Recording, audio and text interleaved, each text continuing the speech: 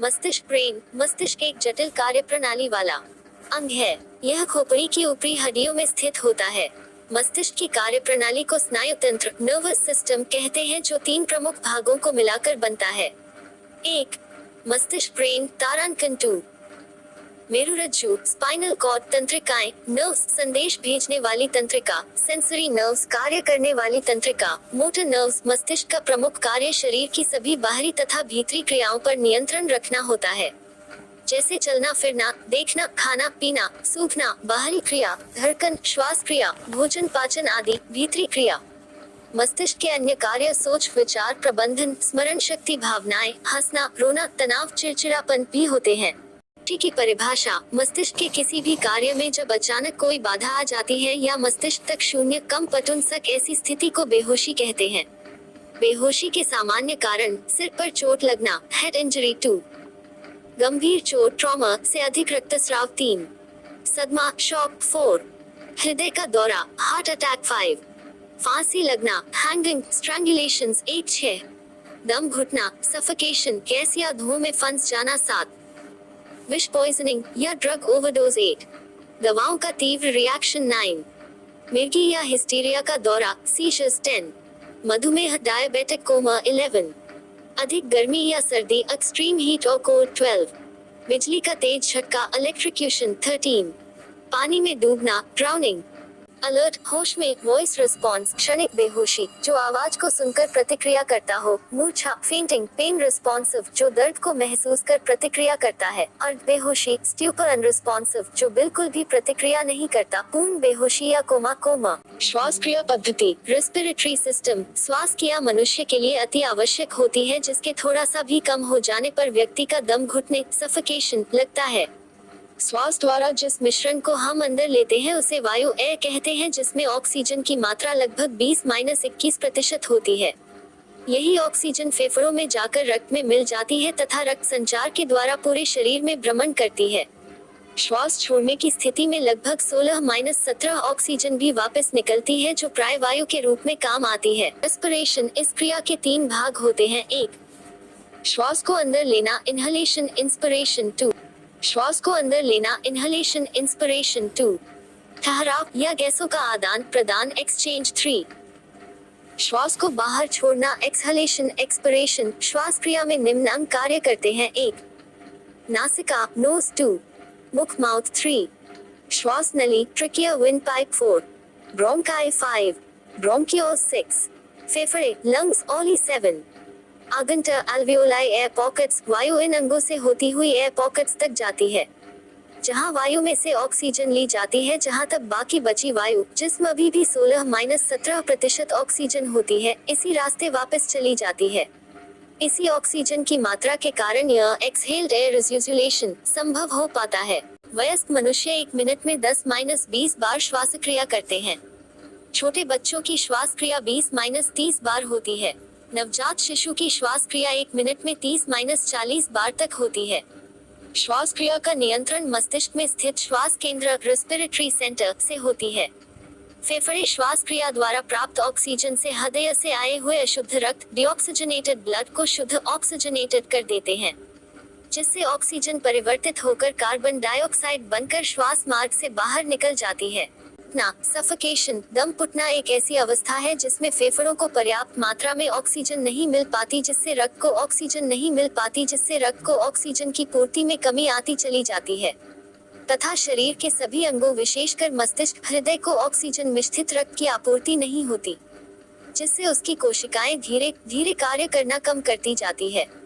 यदि इस स्थिति को समय पर नियमित न किया जाए या कारण को नहीं हटाया जाए तो घायल को मृत्यु जाती है।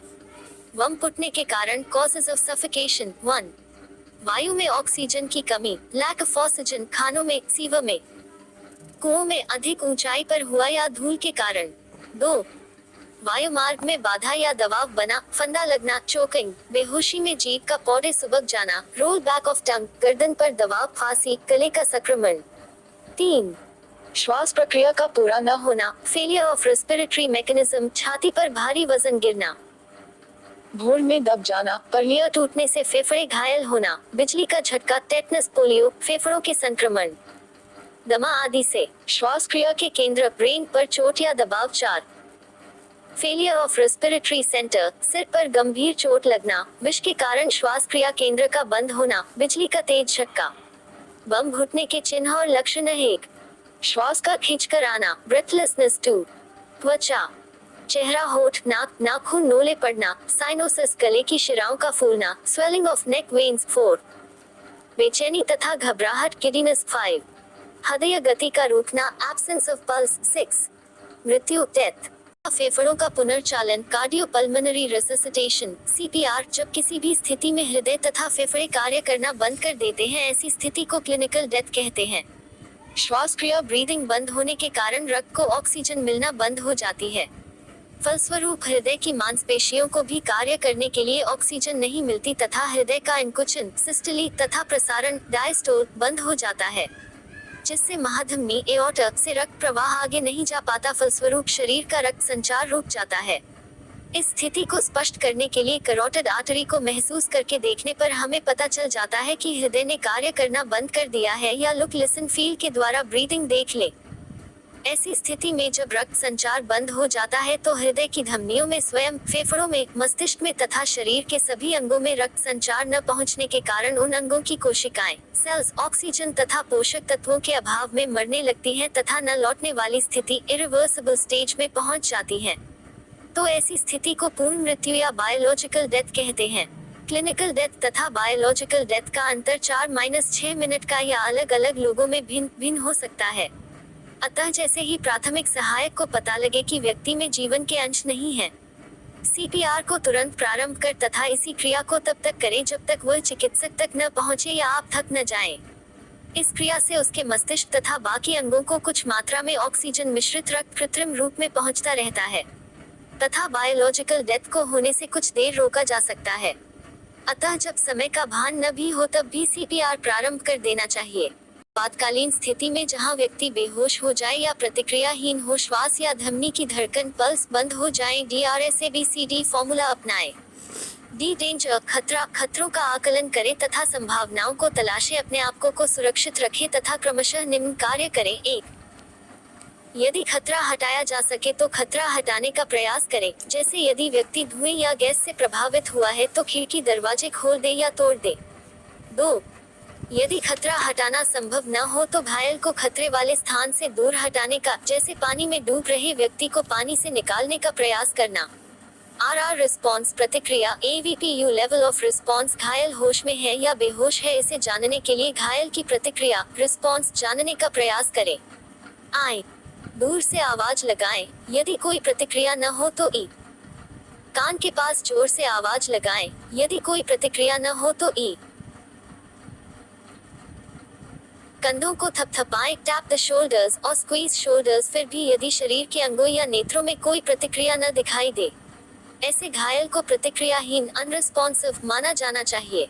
S किसी को सहायता लाने के लिए भेजें, send someone for help, call for helpline nos 1077, DTMA, shout for help, airway opening, श्वास मार्ग को खोले, live the chin until the head, मुंह के अंदर कोई वस्तु है तो उसे निकालें। B ब्रीदिंग चेक करें, श्वास गति की जांच करें, formula, look, listen, feel 10 seconds तक, look for the movement of abdomen, chest, listen the sound of breathing by your lanier, feel the warmth of exhaled air on your cheek. यदि श्वास क्रिया चल रही है तो घायल को अधोमुखी अवस्था, रिकवरी पोजीशन में ले आए तथा चोटों को जांच करें तथा प्राथमिक सहायता देते हुए अस्पताल ले जाया। श्वास क्रिया की जांच बार बार करते रहें जिससे परिस्थितियों पर नजर बनी रहे। धमनी की धड़कन 10 सेकंड तक भी न मिले या श्वास गति का पता न चले तो उसे यह जानकर कि स्थिति गंभीर है, सीपीआर का निर्णय ले। भीड़ या अन्य स्थानों पर धमनी की धड़कन न पाकर पल्स एब्सेंट रोगी को मृत घोषित करने की जल्दबाजी न करें, इससे लोगों में घबराहट, पैनिक फैल सकती है। यह निर्णय एक योग्यता प्राप्त चिकित्सक, क्वालिफाइड डॉक्टर ही कर सकता है, अतः ऐसा श्रेय लेने को प्रयास न करें। यदि घायल में प्रतिक्रिया, रिस्पॉन्स न मिले तथा नब्ज, पल्स या श्वास गति भी न मिले तो बिना समय गंवाए सीपीआर प्रारंभ कर देना चाहिए तथा घायल को अस्पताल ट्रांसपोर्टेशन ले जाने का प्रबंध प्रारंभ कर देना चाहिए। जब तक वाहन न आ जाए तब तक जमीन पर ही लिटाकर सीपीआर प्रारंभ कर देना चाहिए। गाड़ी में या एम्बुलेंस में लिटाने में अधिक समय न व्यर्थ करें तथा सीपीआर को जल्दी से पुनः प्रारंभ करें। CPR के 3 कदम सी चेस्ट कंप्रेशन, सीने के मध्य में दबाव देना। यह क्रिया छाती के मध्य में सेंटर ऑफ चेस्ट दोनों हथेलियों को एक के ऊपर दूसरे हाथ से तथा दोनों हाथों की उंगलियों को बांधकर इंटरलॉकिंग द फिंगर्स बिना कोहनी मॉड कंध के दबाव से सीने पर लगातार 30 बार, समय लगभग 15 सेकंड, एक लय रिथम से दबाव कंप्रेशन दे। गति 1 मिनट में 100-120 बार। सावधानियां आए। दबाव 30 बार दो, छाती को स्वयं उठने रिकॉइल दे। 1 मिनट में 100-120 बार की गति से दबाव दे। इव दबाव कम से कम 2 इंच से 2.4 इंच 6 सेमी रखें। वी प्रत्येक दबाव में लय तथा गति एक जैसी रखें। वाई हाथों तथा कंधों में समकोण 90 डिग्री अंश रहे। वी आपकी आंखें आपके कार्य पर रहे। ध्यान रोगी के चेहरे की तरफ रखें। वी घुटनों पर बैठकर ही यह क्रिया करें। दबाव हटने पर हाथों को यहाँ से हटाएं। गिनती गिनकर दबाव देने से संख्या याद रहती है, अतः बोलकर दबाव दे।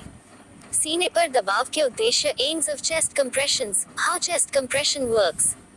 आई महानों पर दोनों हाथों के समान दबाव में सोने की हथेली, स्टीरियम तथा रीढ़ की हड्डी, वर्टेब्रा कॉलम के मध्य में हृदय तथा फेफड़ों पर दबाव पड़ता है।